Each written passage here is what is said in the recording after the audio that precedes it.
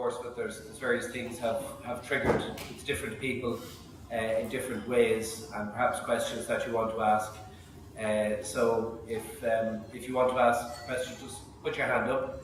There's a roving mic there. Just who you are, where do you come from? There's a song in that, and we've come to the front here, and we'll do our best then to direct an answer. We might need one of those roving mics, perhaps just for the table as well, please. Hi, Michael Murphy from BAM. I have a question. Just guys, obviously going through the process.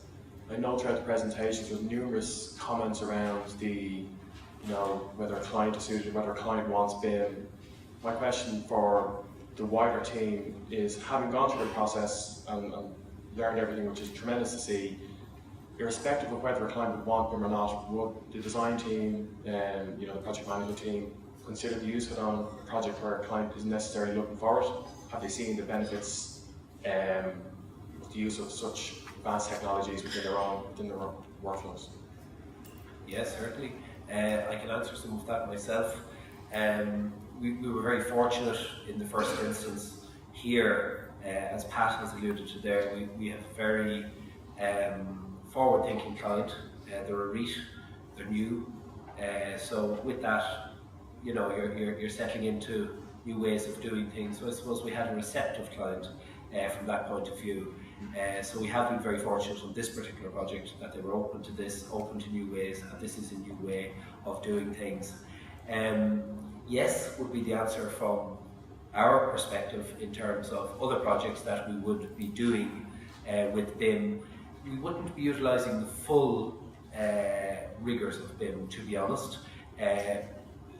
Probably, which is unfortunate, probably because of cost, more so than anything else. Because to do so, and I know BAM would be very much at the forefront in BIM, and it's great to see companies leading this from the front, but to do so, you have a strange situation where you're talking to a client from the outset, and you're seeking to get the best possible fee arrangements and agreements with each of the team members. And it's a difficult, who pays then, because there is a cost, who pays when the architect is looking for X, and to do it with BIM, they're looking for X plus, who pays for the plus? And that's a challenge. And unless you get a team who are prepared for everybody to buy in and perhaps foot that cost themselves, that can be a challenge. So it's a fairly crude situation, but that's what often occurs. This happens. Yeah, I think it's interesting because, if you wind the clock back to where the genesis of all of this, these products were designed just to make life easier for people within design practice. So it's good to hear that is in fact the case. I know from the presentations from MOLA as well that they're utilising for visualisation. Such a simple application can add value regardless of what the actual final outcome may in fact be. So, I find that aspect of this very interesting. Yeah, I agree. And I suppose perhaps I tried to answer that question too purely because to me BIM is either all in or not in, but you are absolutely right, and we would have the experience, and perhaps Ralph can speak to that, or I suppose he has to an extent.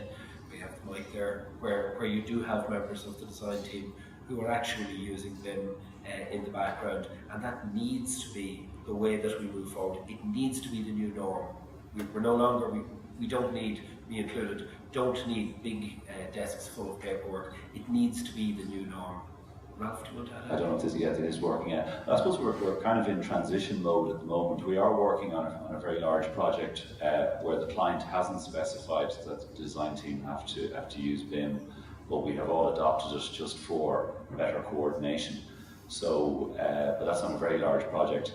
I think if we were doing a smaller project, we would probably go the traditional 2D route because it's probably more cost effective for us at the moment, and the client doesn't really want to pay the extra for it. But I suppose as we become more proficient in it, I would imagine in a year or two's time it'll be as cost effective or more cost effective for us to do it in BIM. At the moment we're kind of at the tipping point really. So we're I suppose I'm slightly hesitant and nervous about it, but we have taken the step forward. We're not going back, and I'm hoping that we build the snowman up and that we'll have all that data that we can reuse and circulate. Right way up. Thank you, and congratulations on your presentation. Thank you very much. Keith Elliott from PM Group. I'm very interested in the construction aspect of BIM, and really impressed by the way that John Paul have taken this on, and the work that Jason and his team are obviously doing. One issue that arises quite often is the question of accuracy of as-built information, and to what extent does the client get an actual, fully detailed as-built model.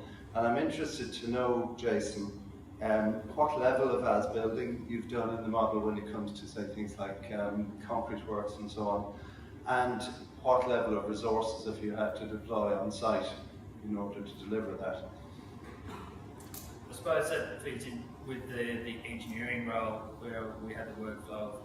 We're working directly from the model that we're setting out in the instruments to that it's directly from the model, and that workflow kind of sort of minimises errors and mistakes and things like that. That we still need to tie into tolerances, and that what we build is within those tolerances. Also, that once things are constructed, it's part of our sort of quality control process that we build it. There's walls are poured, and literally the next day, the engineers are verifying that what is constructed is correct and within tolerance, and that forms it, that verifies that we are building what it's accurate to what the model is, and that then the model becomes our expert data.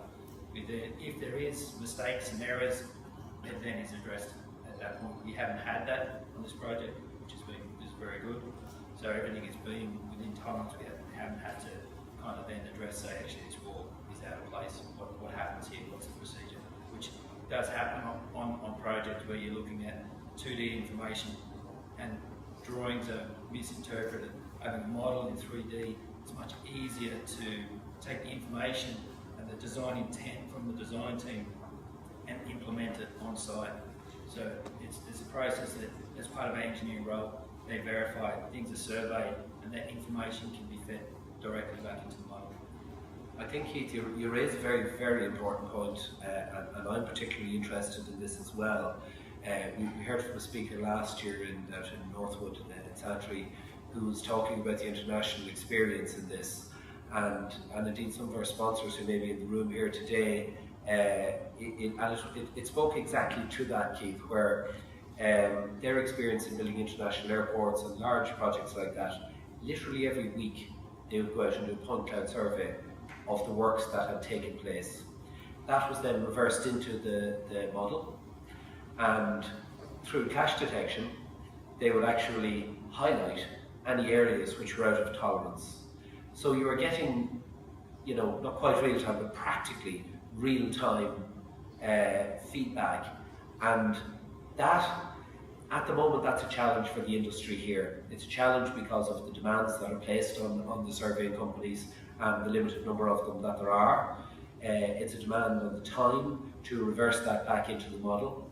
And many of us who have had to commission 3D surveys and then are waiting for the 3D model to arrive out of that, it's in the numbers of weeks, 6-8 weeks sometimes. And that needs to improve, that needs to change. Because from a client perspective, I definitely want to see that. I want to see these things being checked real time. Jason's right, in this instance, they're checking. It's more traditional, I think it's fair to say. They're downloading things directly from the model, that's happening. But we do need to take the next step, and we need to survey it and reverse it in and find the problems. If there's a problem, there's a problem. All a problem means is that it has to be resolved. But the earlier you find the problem, the less that will manifest and fester. So it's a very important point, and it's part of the challenge in this whole BIM thing, bringing it forward. There's one at the back.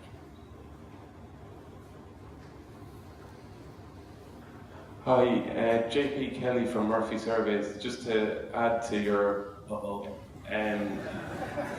your comments, I would say I think everyone needs to be aware that scanning is not always necessarily the answer. When there's many different technologies that we can implement to give quicker results. While we'd love to scan your buildings once a week or twice a week, it really, as the speaker has mentioned, it's not feasible because you're handling large amounts of data. There is processing time. You know, these point clouds are large pieces of data.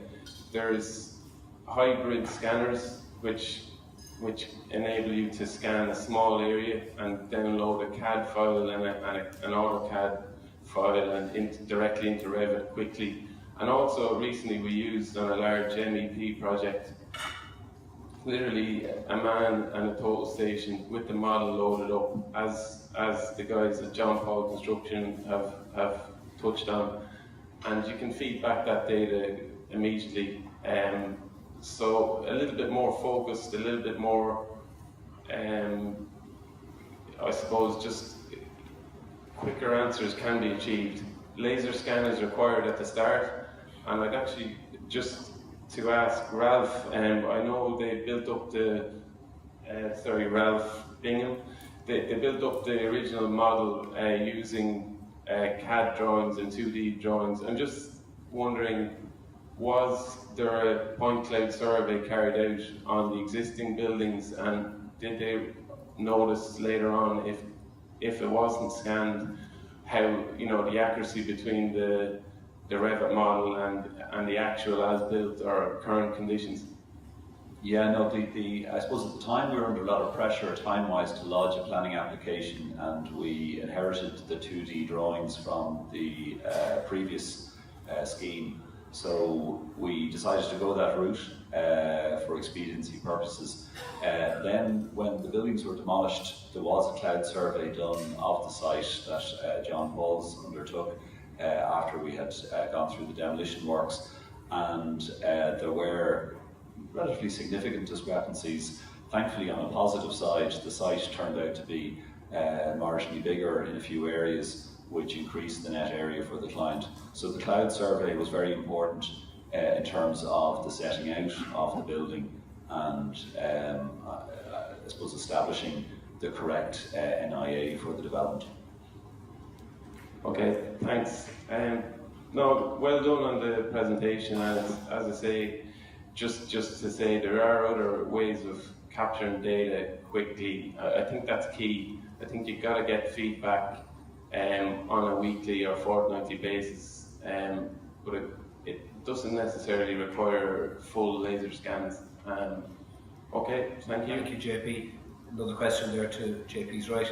I think, JP, it's very interesting what you say, and as part of the whole BIM process and collaboration by all parties, I know I would certainly, and I hope others, I'm sure others would as well, welcome that you're part of this, and you're not just a service provider to it, that you're actively out there, and I know you are.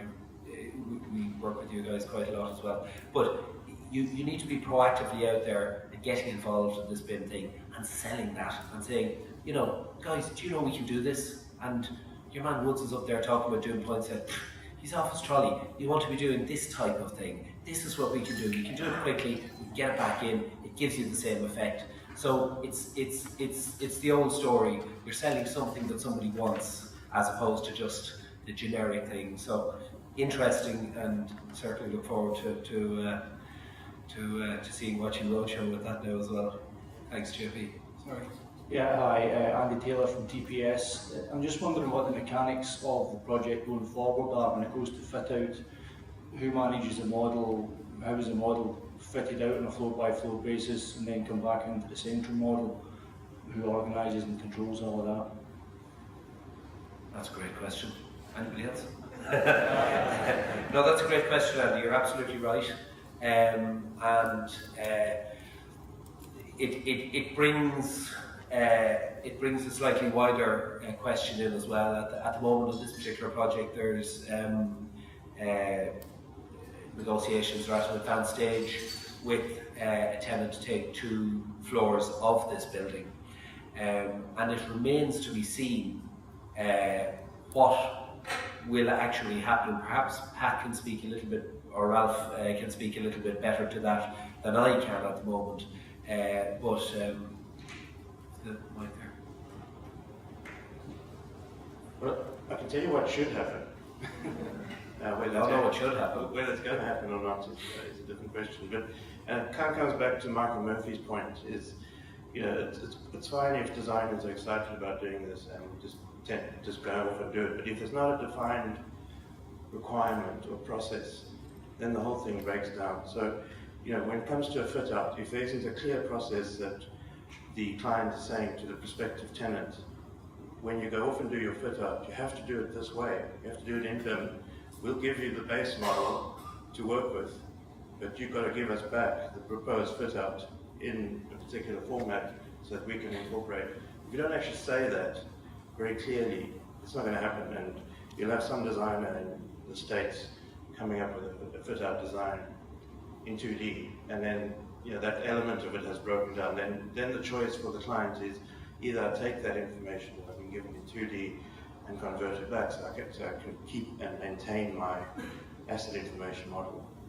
Then it's a cost to you as a client. So you have to keep this going. Once you start it, you have to keep being very deliberate about it. You absolutely do. And I think the reality here is we've been working very closely with the client over the past few months in developing an information pack essentially for tenants, an RFP as they call it. It's not really an RFP, but it's an information pack which is sent out to tenants.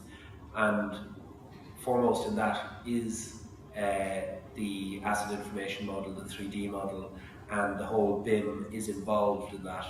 But I think, again, as part of the speed that all this is happening at, the EIR does need to be developed to take into account the tenant fit outs in this building. Otherwise, you'll end up with, half a job with all the good work that has gone in heretofore. So it's a very good point, and it's a point I think we need to take away as well. Yeah.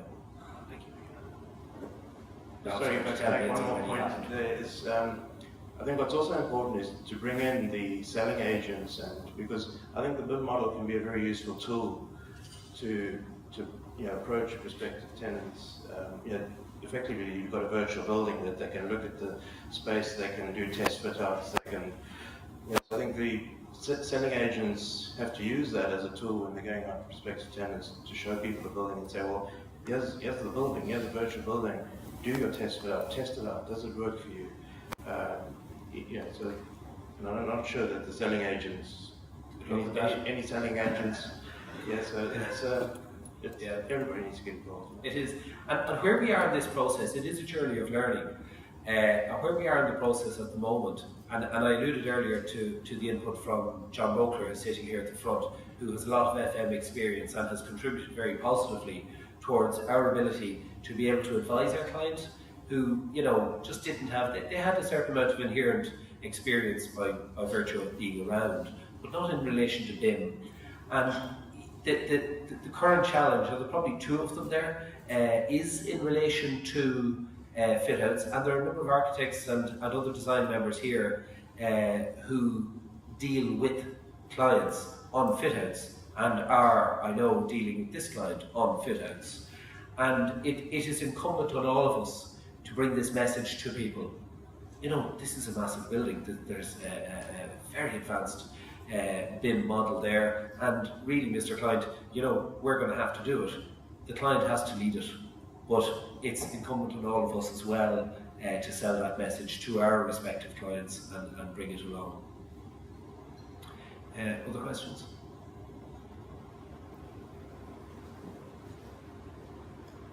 Okay. Sorry. Oh, I beg your pardon, sorry. Deborah Staffhatch Limited. Just the Uniclass has limitations, and I'm just wondering how that was dealt with when you came across items that weren't coded in the Uniclass system. Sorry, I missed your name. Deborah Staffhatch. Thank you. Ralph, do you want to, or Pat?